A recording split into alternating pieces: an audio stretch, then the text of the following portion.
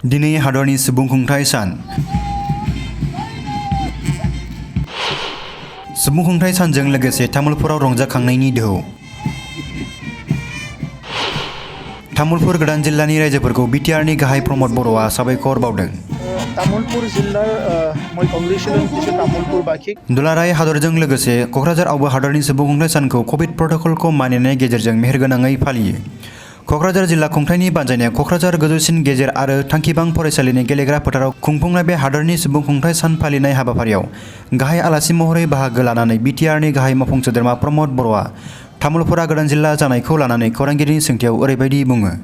तामुलपुर जिल्लार मैं कंग्रेचुलेट किछु तामुलपुर बाखिक और সেই নতুন জিলা গঠন কৰাত সকলো দিশৰ পৰা দায়িত্ব লোৱা বা নেতৃত্ব দিয়া আমাৰ অসমৰ মুখ্যমন্ত্ৰী ডাঙৰীয়াক মই ধন্যবাদ জনাইছোঁ। নতুন জিলা এখন হোৱা মানে তাত ডেভেলপমেণ্টটো ক্ষিপ্ৰতাৰে হ'ব, কাৰণ ভাৰতৰ যিটো অৰ্থনীতি পলিচি বা যিখিনি পলিচি হয় বা অসমৰ যিখিনি পলিচি হয় এই ডিষ্ট্ৰিক্ট এইবিলাক ইউনিট লৈ পেলাই এইবিলাক পেৰামিটাৰবিলাক বনাই উন্নয়নৰ পলিচিবিলাক হয়।